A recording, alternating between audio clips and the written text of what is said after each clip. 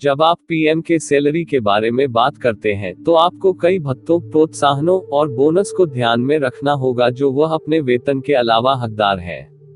PM को 24 घंटे सुरक्षा के लिए एसपीजी सुरक्षा कर्मियों के दल के साथ एक विस्तृत बंगले में रहने का विशेषाधिकार है और पुलिस कर्मियों का एक बाहरी घेरा है जो पीएमओ को संपूर्ण सुरक्षा प्रदान करता है। अपने कार्यालय को बनाए रखने की लागत अधिकारियों और व्यक्तिगत सचिवों और सहायकों के वेतन को उनके कर्तव्यों के निर्वहन में मदद करने के लिए सौंपा गया। भारतीय संविधान के अनुच्छेद 75 में पीएम के वेतन का उल्लेख किया गया है।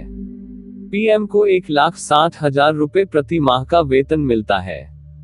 भारत के पूर्व प्रधानमंत्रियों को प्रदान की जाती सुविधा, जीवन भर के लिए किराया मुक्त आवास, चिकित्सा सुविधाएं, 14 सचिवीय कर्मचारी, वास्तविक खर्च के खिलाफ कार्यालय के खर्च, 6 घरेलू कार्यकारी श्रेणी के फ्लाइट टिकट, पहले 5 वर्षों के लिए मुफ्त ट्रेन यात्रा, 5 साल के बाद एक निजी सहायक और चपरासी, मुफ्त हवाई और रेल टिकट और कार्यालय खर्च के लिए 6,000 रु। भारतीय प्रधानमंत्री भारत सरकार का वास्तविक प्रमुख होने के नाते देश में सबसे प्रभावशाली और कमांडिंग व्यक्तित्व है।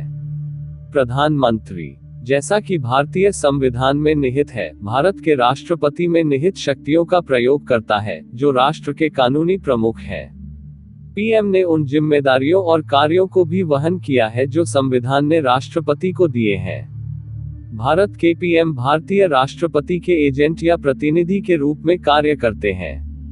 सभी आधिकारिक दस्तावेज, डोजियर, श्वेत पत्र, प्रेस विज्ञप्ति और अन्य सभी दस्तावेज प्रकाशित और सरकार द्वारा जारी किए गए हैं।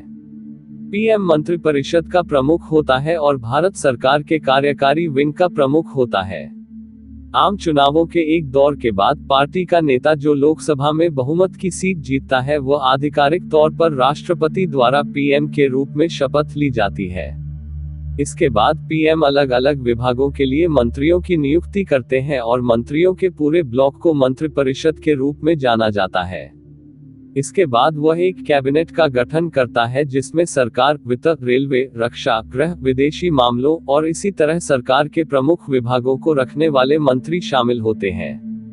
पीएम को 5 साल के लिए चुना जाता है और उनके कार्यकाल की समाप्ति के बाद नए आम चुनाव के लिए नए सिरे से आम चुनाव होते हैं। जब तक उनकी पार्टी संसद में बहुमत प्राप्त करती है, तब तक पीएम पद पर बने रहते हैं। एक स्वाभाविक रूप से यह मानने में आनाकानी होगी कि पीएम का वेतन इस तथ्य पर विचार करते हुए चौंका देगा कि वह भारत में सबसे शीर्ष राजनीतिक कार्यालय में रहते हैं, लेकिन संख्यात्मक आंकड़े इस तरह का एक विश्वास है। भारतीय राष्ट्रपति का कानूनी मुखिया सबसे अधिक वेतन प्राप्त करता है और पीएम का कुल वेतन राष्ट्रपतियों की तुलना में 1 पायदान कम है।